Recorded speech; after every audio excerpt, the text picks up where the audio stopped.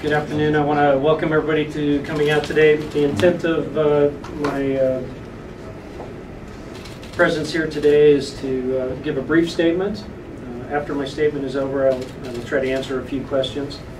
Need to know going into it, I'm going to minimize as much as I can any references to the medical condition of Officer Carlson. Those questions are better suited, directed towards him or his physicians. I will also not respond to any question that I deem to be of a nature that would pit me against my officer. And so if any questions come forward that meet that criteria, I will not respond to those. So I'll read this brief statement, and then I will field a few questions. The City of Casper, the Casper Police Department, and myself, along with our entire community, are proud of Officer Jake Carlson's selfless and heroic actions of May 6, 2018.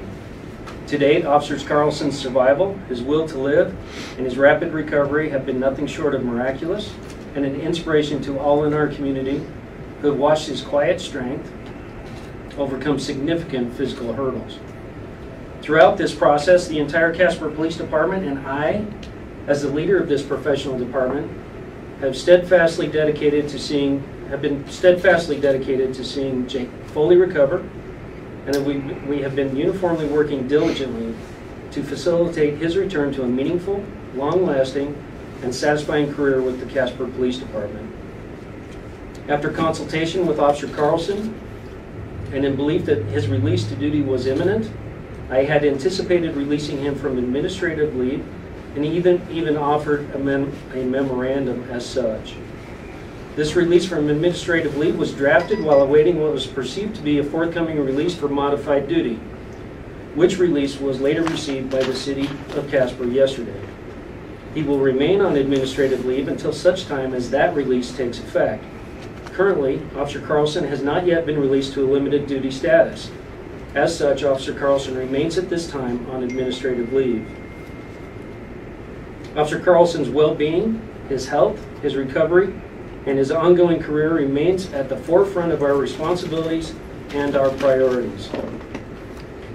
Prior to yesterday afternoon, no medical opinion in any form had been provided to me, to the department, or to the city regarding whether Officer Carlson was or was not sufficiently recovered so as to perform limited but worthwhile assignments within the department.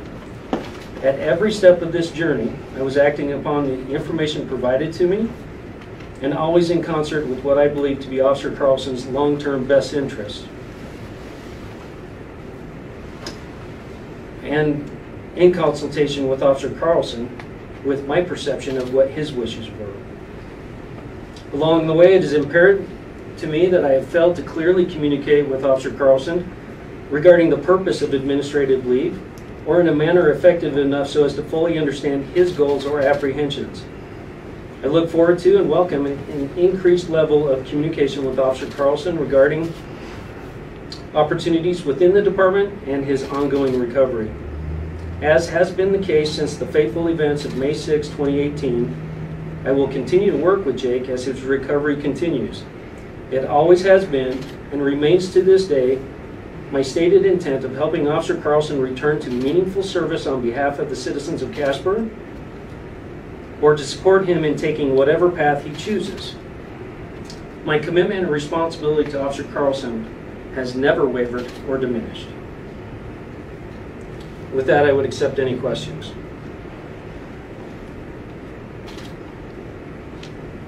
If an officer is on limited duty, are they paid their full amount, or is it just a portion of it? And how would that reflect in this case? Well, that's a two-part question. So if an officer is released to full-time limited duty, they receive a full pay. They would be working the full amount of hours, and their pay would reflect that. If an officer is released to not full duty, but say part-time duty, the pay would be in accordance with that. Did I answer your question? Okay. Now, for some of us who don't know, can you explain the difference between a limited duty as opposed to the full duty? Sure.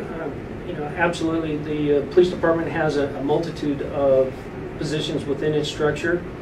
And not all of those positions require a badge-carrying, gun-toting, uniformed officer driving a patrol car. Some of those positions are available to anybody that's capable of doing those positions. So a release to limited duty ostensibly means that they would have the opportunity to perform one of those functions, which occur day in and day out at the department. We have a multitude of positions that fit that criteria, including promotional positions. We have positions of sergeant, lieutenant, captain, and even the chief of police that do not require having a uniform on and having to take enforcement action.